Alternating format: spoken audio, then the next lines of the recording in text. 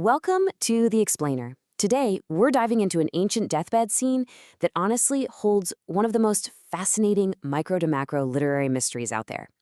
On the surface, Genesis 48 just looks like a simple, touching family interaction, an old man blessing his grandkids. But as we're going to see, when you peel back the layers, it reveals a stunning piece of architectural design hidden right there in the text.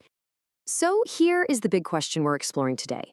Why on earth did a blind, dying patriarch deliberately cross his hands to bless his grandsons? Was it just a blunder, the fading mind of an old man? Or was it actually a brilliant, prophetic, and legal masterpiece? Let's get right into it and find out. Section 1, the crossed hands twist. Okay, so picture the scene. We're at the very end of Genesis. Word gets to Joseph that his father is sick, so he takes his two sons, Manasseh and Ephraim, and heads over. Jacob rallies, strengthens himself on the bed, and gets ready to bless them. But the text explicitly tells us that Jacob's eyes were dim for age, so he couldn't see. Because of this, Joseph carefully micromanages the whole setup to make absolutely sure his firstborn, Manasseh, gets the primary blessing, which traditionally comes from the patriarch's right hand. Joseph literally sets up the natural order perfectly. He brings them right up close, placing the older boy, Manasseh, at Jacob's right hand and the younger, Ephraim, at his left. It's a flawless, culturally expected equation. But then, boom, Jacob does the unthinkable. He crosses his arms, stretching out his right hand and laying it on the younger son, Ephraim's head. Joseph is completely thrown off. He actually thinks this is just an old man's mistake, a literal blind spot. He even tries to physically lift his father's hand off Ephraim's head to move it over to Manasseh, protesting, "Not so, my father. This one is the firstborn." But here is the absolute crux of the story. Jacob refuses. He says, "I know, my son, I know." He isn't confused at all. The text notes he is guiding his hands wittingly. This is a totally intentional, calculated move. Section 2. Adopting Joseph's sons. Before we get too caught up in the physical crossing of the hands, we need to zoom out for just a second. Right before this happens, Jacob does something legally and historically profound. He reminisces about God appearing to him in Canaan, and then he legally adopts his two half-Egyptian grandsons. He says, "Ephraim and Manasseh are mine. As Reuben and Simeon, they shall be mine." This is a masterstroke. It pulls these boys out of Egyptian assimilation, expands the nation, sets up a prophetic foreview of the tribes, and most crucially, secures a massive legal maneuver for Joseph. So what is that legal maneuver? It's the double portion.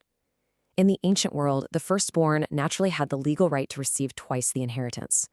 While Reuben, Jacob's actual firstborn, forfeited that privilege through his own terrible choices. So, by elevating Manasseh and Ephraim to the exact same status as his own sons, Jacob effectively transfers the firstborn's double share right over to Joseph. Joseph gets two tribes instead of one. Section 3, a literary chiasmus. Now, what's really, truly fascinating is how this intimate little sickroom drama is structured. This isn't just a casual historical record. It is massive, hidden literary architecture.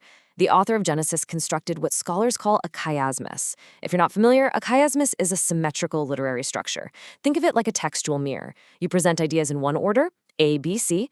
They pivot on a center point, X, and then reflect backward, C, B, A. And that center X, it always points you straight to the absolute most important theological takeaway of the whole scene.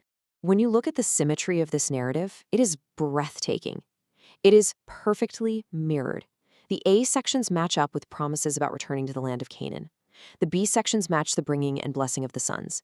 And the C sections perfectly mirror Israel crossing his hands with Joseph protesting it. It's totally deliberate.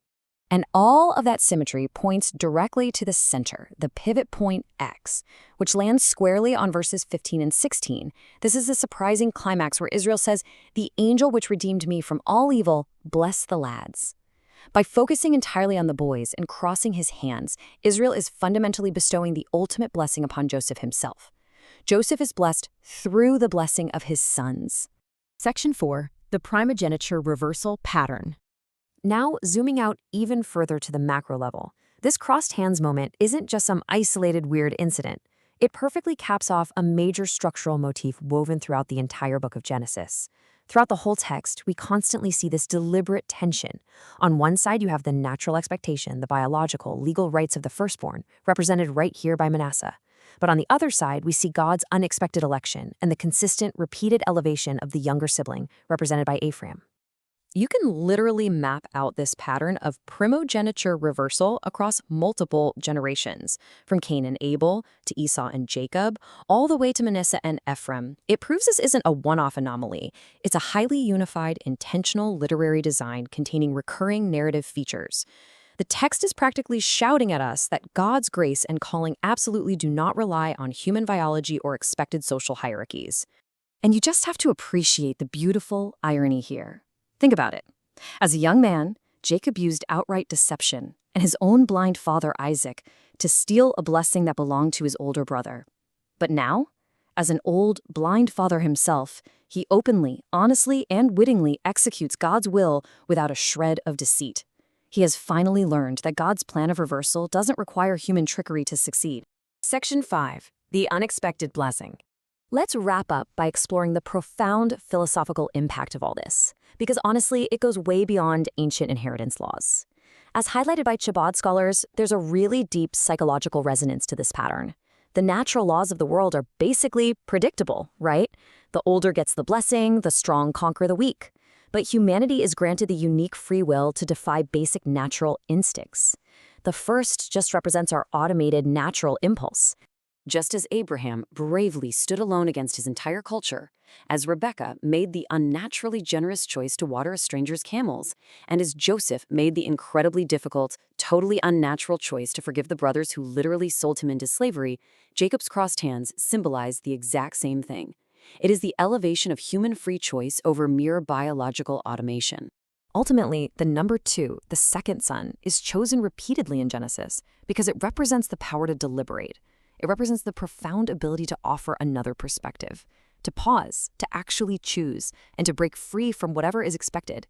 It's a reminder that we are not bound solely by our first instincts. So I'll leave you with this to conclude our explainer today. When life crosses its hands against your expectations, when the plan you so carefully orchestrated, just like Joseph did, is suddenly completely upended, are you able to see the hidden blessing? Because sometimes the disruption of the natural order is exactly where the greatest, most profound blessings are actually bestowed.